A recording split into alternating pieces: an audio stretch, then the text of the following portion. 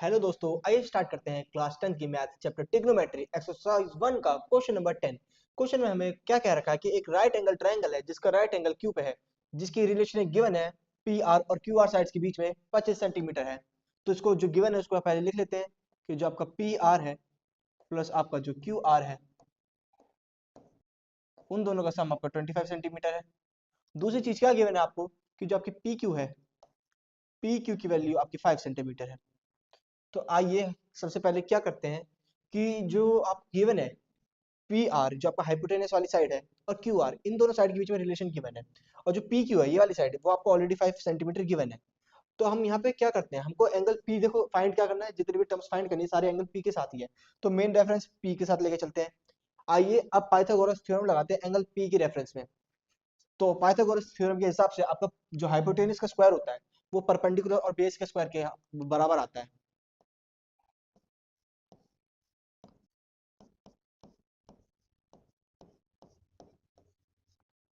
Perpendicular और base के square के जब ये बराबर आएगा, हाइपोटेनस यहाँ पे आपका पी आर है, तो पी आर का स्क्वायर बराबर में जो आपका परपेंडिकुलर है वो आपका यहाँ पे एंगल पी के हिसाब से क्यू आर आपका है, क्यू आर का स्क्वायर प्लस बेस आपको गिवन 5 सेंटीमीटर है, तो 5 का स्क्वायर कर देंगे डायरेक्ट, यहाँ 25 लिख देते हैं। अब पी आर का जो स्क्वायर है, पी आर को हम यहाँ क्या करते हैं कि जो आपकी इक्वेशन ये है फर्स्ट वाली है, तो हम यहाँ कर देते हैं ऐसे कि पी आर की जगह इस इक्वेशन को पुट कर देते हैं। क्या आएगा पी आर की जगह? 25 minus Q R, 25 minus Q R. अब पी आर का स्क्वायर था तो इसके ऊपर भी हमने स्क्वायर लगा दिया, बराबर में यहाँ ऑलरेडी क्यू आर का स्क्वायर था प्लस 25 है यहाँ पे। ये कैसे आया? From equation first, from equation first ये हमारी एक टर्म बनी है। आइए अब इसको ओपन करते हैं। सबसे पहले यहाँ पे a माइनस बी के होल का स्क्वायर का फॉर्मूला अप्लाई होगा, तो आपका आता है A square plus B square minus 2ab। तो यहाँ पे a है आपको 25, 25 का स्क्वायर प्लस बी स्क्वायर है आपका क्यू आर का स्क्वायर माइनस 2ab, यानी कि 2 इंटू में 25 इंटू में क्यू आर, बराबर आपका आएगा क्यू आर के स्क्वायर के प्लस 25।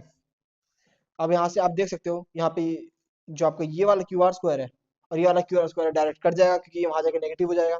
आइए और सिंप्लीफाई करते हैं। 25 का स्क्वायर आपका होता है 625, देन नेगेटिव का sign 2 into 25 into Q R है, तो ये हो जाएगा आपका 50 क्यू आर, 50 क्यू आर बराबर आपका आ जाएगा यहाँ पे 25 बचा है इस साइड। जब ये और ज्यादा सॉल्व करेंगे तो इस टर्म को उधर भेज देते हैं और इस टर्म को इधर भेज देते हैं, तो आपका आ जाएगा यहाँ से 625 माइनस का 25 बराबर में 50 क्यू आर। जब यहाँ पे इसको और ज्यादा आगे सॉल्व करेंगे तो हमारी इक्वेशन कैसे बनेगी? 625 माइनस 25 आपका यहाँ 600 हो गया, बराबर आपका 50 क्यू आर है।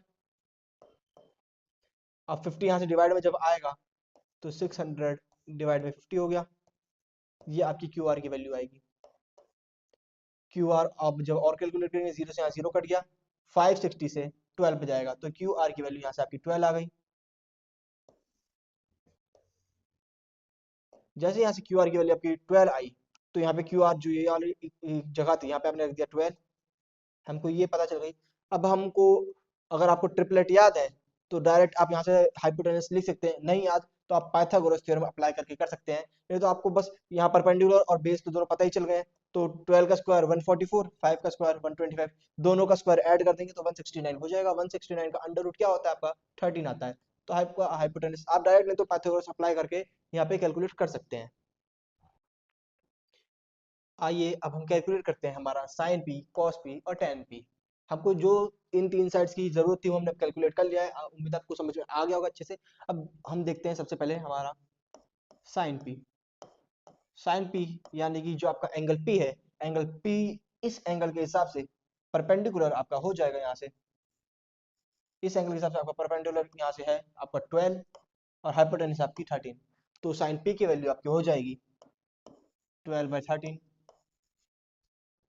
देन आपका जो नेक्स्ट आपको क्या कैलकुलेट करना है, यहाँ से आपको कॉस पी कैलकुलेट करना है। कॉस पी को देखते हैं अब। कॉस पी की वैल्यू आपकी आ जाएगी यहाँ से। कॉस पी होता है आपका बेस, और एंगल पी के हिसाब से, इस एंगल के हिसाब से आपका जो बेस है वो है 5 और हाइपोटेनस आपकी 13। तो कॉस पी की वैल्यू आपकी 5/13 हो गई। नेक्स्ट आपको जो थर्ड और लास्ट टर्म कैलकुलेट करनी है वो है आपका tan पी। tan पी होता है आपका परपेंडिकुलर बाय बेस। परपेंडिकुलर आपका 12, बेस है आपका 5। ये था आपका आंसर। वीडियो अच्छी लगी हो तो लाइक जरूर करके जाना।